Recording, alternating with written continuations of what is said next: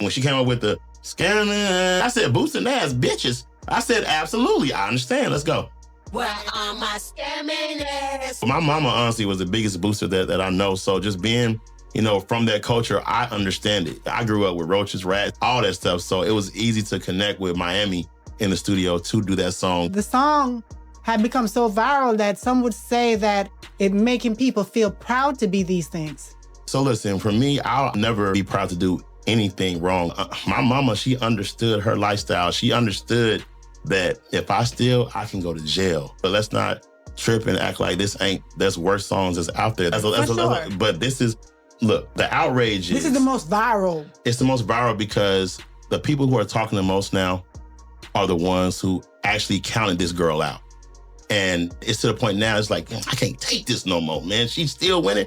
When this song came out, people damn near laughed this girl out the freaking room. And people don't know that what y'all do affects people. Mentally. Mentally. I'm like, Miami, she's a woman. She got kids. She got a family. She got to take care of herself. She's an entertainer. And these words, I texted her yesterday. I was like, yo, this what you go through every day? She said, yes. I said, damn. But India.Arie said she did not say what she said for anybody to go out here and boycott the song. This ain't got nothing to do with India.Arie. I actually love India.Arie. My mom said you got to stand on your choices that you make, right? She made a choice to make her comment and insert herself into the conversation. Right. And that's okay. She has every right to. She is a legend in her right. She does what she does, and I respect her to the utmost. Yeah. It is being wrongly reported on some of these blogs that I am calling for a boycott of the song of the summer. I don't need to tell you what the song is. If you don't know, then you don't need to know. And if you do know, then you already know. And if you want to know, you can go look it up.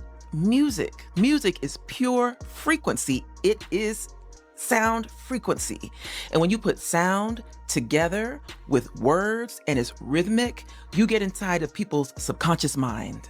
And that is the power of a song. Y'all having selective outrage right now. You know what I mean? It's selective towards this one song. But I want my little baby saying spin that shit. Oh, the baby said it. Yeah, I mean, but look, at the end of the day, that's how the parents choose to let them do their thing. I can't stop it. It's a hit song. Is it raunchy? Is it conversational? Yes, it is. We didn't make a Kids Bop record. We made a song for the scammers and the boosters, for the people who are struggling trying to make it. Deal what it is. And we told them to spin that shit. Y'all, we have two stories today, and both of them have the internet going crazy in completely different ways. Young Miami just hit #1 at Urban Radio with Spin That, and this is genuinely a big deal for Carisha. But the conversation around this milestone has been anything but simple, because India.Arie stepped into it, and now people are picking sides. And then Big Tigger's situation with his wife Alicia just got a new video dropped, and once you hear what's in it, you're going to have some thoughts.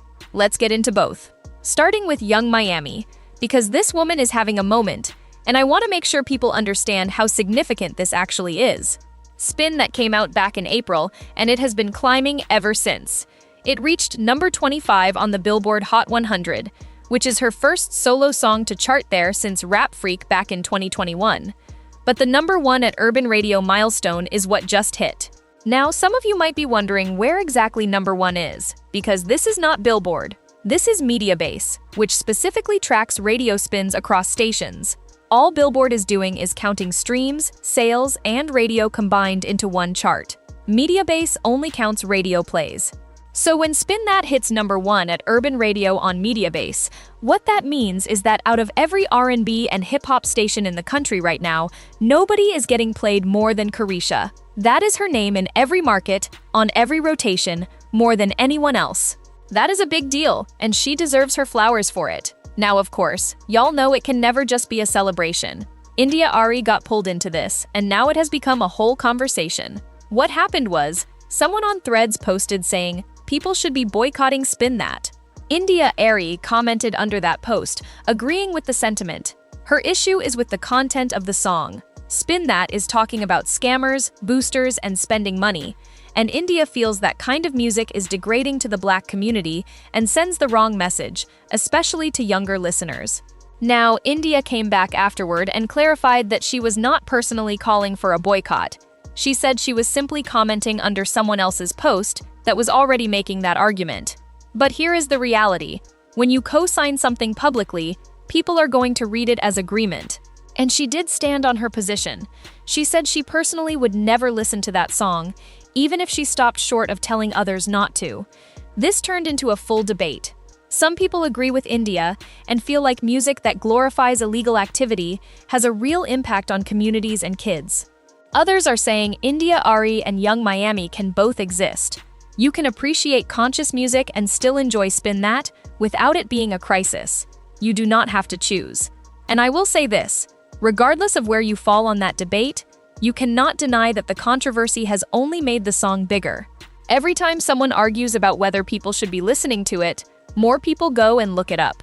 That is just how the internet works. So Carisha is winning either way. Do you think India had a valid point, or was it too much? And do you think the backlash actually pushed Spin That further up the charts? Let me know in the comments. Now let's talk about Big Tigger, because a new video just dropped and there is a lot to unpack here. If you have not been following this situation, let me catch you up quickly because the context matters before we get into the new footage. Earlier this year, on May 9th, Big Tigger and his wife Alicia got into an altercation at their home. That night ended with Alicia suffering a deep cut above her eye, serious enough that she had to go to the hospital. Tigger was subsequently arrested on battery charges and cruelty to children charges. The child cruelty charge came from the fact that Alicia's 13-year-old son was present during that altercation. He bonded out, but Alicia was granted a protective order, meaning Tigger is not supposed to be within 200 yards of her or her children. The backdrop to all of this is that Alicia had been making accusations that Tigger was involved with his radio co-host, Francesca Amaker. Francesca denied everything and took it further. She sued Alicia for defamation in federal court, saying Alicia's posts damaged her reputation and her professional career, and she is seeking over $75,000 in damages. Tigger has denied Alicia's allegations from the start. He also stepped down from his morning show indefinitely because of everything that has been happening publicly. That is the foundation. Now here is the new video. New footage leaked showing Big Tigger and Alicia on the ground, wrestling over his phone. In the video, Alicia is on the ground holding the phone against her chest like a football. Tigger is standing over her trying to retrieve it. From what you can see and hear in the footage, he is not being physically aggressive in the way the May incident was. He is trying to get his hands on his phone, and he is repeatedly saying he just wants his phone back. Alicia is on the ground crying, saying, "Get off of me," and at one point says, "You wouldn't be doing this to me if I was somebody else." Her son, who is the one filming, is yelling at Tigger to get off of his mother. Now, here is what is creating the split reaction online. From a visual standpoint, what you see is a woman who has the man's phone and will not give it back. And the way she is verbalizing the situation is making it sound like she is being attacked when, from the footage, he is trying to retrieve a personal item that she is refusing to release. A lot of people watching felt that the son, who is a child and in the middle of an emotionally charged situation, was being put in a position he should not have been in. On the other side of the conversation, people are pointing out that the reason she grabbed the phone in the first place is almost certainly because she suspected something was on it. And the fact that Tigger was fighting that hard to get it back, rather than just letting her look and proving there was nothing to find, tells its own story. People are saying if you have nothing to hide, you let her see the phone. The reaction from commentators across social media has been pretty unified on one thing. The phone situation, regardless of what is in it, has become a symbol of everything wrong in this relationship. If he is willing to physically struggle over a device, rather than have a conversation, something is clearly broken at the foundation. What makes this situation genuinely complicated is the history. This is not their first video. This is not their first altercation. There is already a protective order in place. There are criminal charges pending. And now there is a new video where neither of them looks great and a child is caught in the middle of it filming. A lot of people online are on Tigger's side about this specific video because what you see does not look like the same kind of situation as May.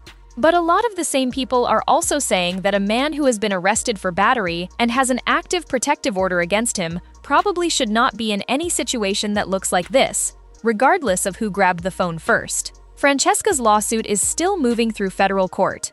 Tigger is still off his show. And Alicia's 2019 situation involving her missing child, which is a whole separate piece of this story, is something that has been coming up again in public conversation as people try to understand who she really is in all of this.